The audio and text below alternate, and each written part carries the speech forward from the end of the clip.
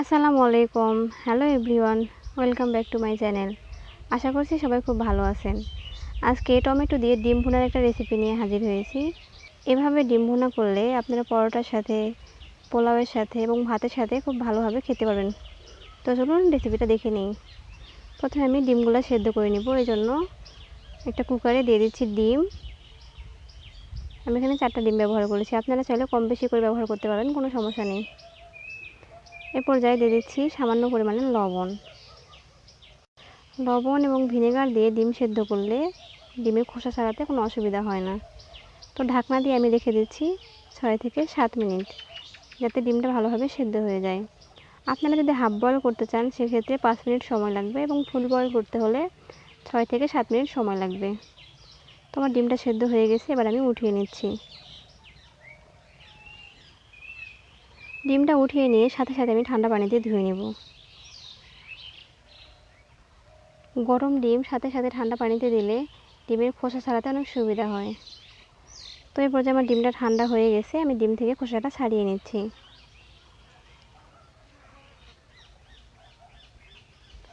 দেখতেই পাচ্ছেন ডিমের সাথে ডিমের খোসার কোনো সম্পর্কই নেই বলা যায়। যেহেতু আমি লবণ দিয়ে সেদ্ধ করেছি, সেজন্য ডিমের খোসা ছাড়াতে অনেক সুবিধা হচ্ছে। এভাবে আমি সবগুলো ডিম ছুলে নিয়েছি। এবার একটা নাইফের সাহায্যে আমি ডিমগুলোর মাঝখান দিয়ে একটু হালকা করে কেটে দিচ্ছি, যাতে ডিমের মাঝখানে সব ধরনের মশলা ভালোভাবে ঢুকে যায়।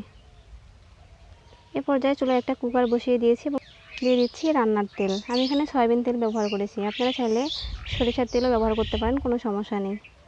এখন দিয়ে দিচ্ছি জাস্ট একটু লবণ এবং দিয়ে দিলাম একটু হলুদের গুঁড়ো। লবণ এবং হলুদের গুঁড়ো দিয়ে আমি ডিমটা ভেজে নিব।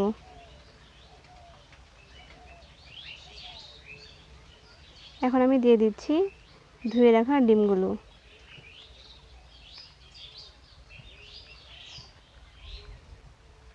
আমি লো হিটে ডিমগুলো 2 থেকে 3 মিনিট ভেজে নিচ্ছি।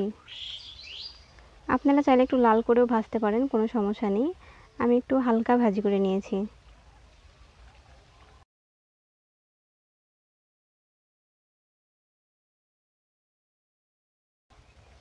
এবার এই তেলের মধ্যে দিয়ে দিচ্ছি 1 চামচ পেঁয়াজ বাটা, 1 চামচ রসুন বাটা এবং হাফ চামচ আদা বাটা। এবার এই মশলাগুলো একটু ভালোভাবে নেড়ে নিচ্ছি। এখন আমি এই মশলার মধ্যে দিয়ে দিচ্ছি হাফ চামচ লবণ, 1 চামচ হলুদের গুঁড়ো, সামান্য পরিমাণে মরিচের গুঁড়ো, দিয়ে দিচ্ছি হাফ চামচ ধনিয়া গুঁড়ো এবং হাফ চামচ জিরে গুঁড়ো। আমি এখানে মরিচের গুঁড়ো কম দিয়েছি, কারণ আমি এখানে কাঁচামরিচ ব্যবহার করব।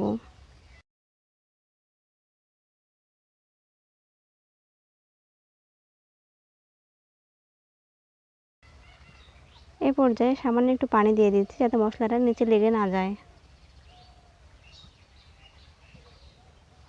এভাবে মশলাটা কিছুক্ষণ কষিয়ে নিয়ে দিয়ে দিচ্ছি কেটে রাখা কাঁচামরিচ। আমি এখানে 7 পিস কাঁচামরিচ কেটে নিয়েছিলাম।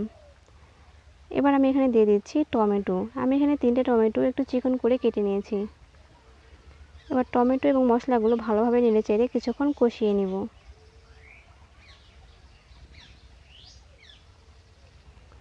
এখন আমি এখানে দিয়ে দিচ্ছি পানি। আপনারা চাইলে এখানে গরম পানিও ব্যবহার করতে পারেন। আমি এখানে ঠান্ডা পানি দিয়েছি এবং পানির পরিমাণটা একটু অল্প পরিমাণে দিয়েছি। টমেটোর থেকে কিন্তু অনেকটা পানি বের হয়, এজন্য পানির পরিমাণটা কম দিয়েছি। এবার ঢাকনা দিয়ে রেখে দিব এটা ভালোভাবে সেদ্ধ হওয়ার জন্য। চুলাটা কিন্তু লো হিটেই আছে। এই পর্যায়ে টমেটোটা একদম সেদ্ধ হয়ে গেছে, দেখতেই পাচ্ছেন। বোঝার উপায় নাই যে এটা টমেটো নাকি অন্য কিছু। এ পর্যায়ে আমি এখানে দিয়ে দিব ডিম। এবার ভালোভাবে নেড়েচেড়ে আমি ঢাকনা দিয়ে আবারও রেখে দিব।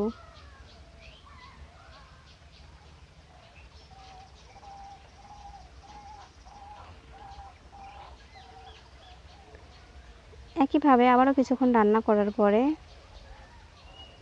দেখতেই পাচ্ছেন এই পর্যায়ে টমেটোর কালারটা কিন্তু অনেকটা লাল হয়ে আসছে এবং নিচে কিন্তু লেগে যাওয়ার সম্ভাবনাও আছে। আমি ভুনাটা করেছি যাতে একটু পানি না থাকে। তো এই পর্যায়ে আমার রান্না কমপ্লিট। চুলাটা নিভিয়ে দিয়ে আমি বেড়ে দেখাচ্ছি।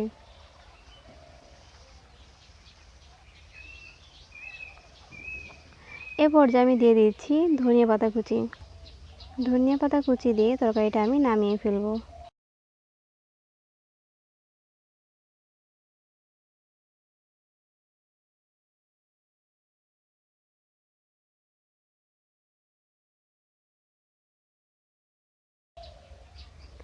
আমার রান্না কমপ্লিট। আশা করছি সবার খুব ভালো লাগছে। তো সবাই ভালো থাকবেন, সুস্থ থাকবেন। আজকে এই পর্যন্তই। দেখা হবে অন্য কোনো রেসিপি নিয়ে। পুরো ভিডিওটা দেখার জন্য সবাইকে অসংখ্য ধন্যবাদ। আল্লাহ হাফেজ। আসসালামু আলাইকুম।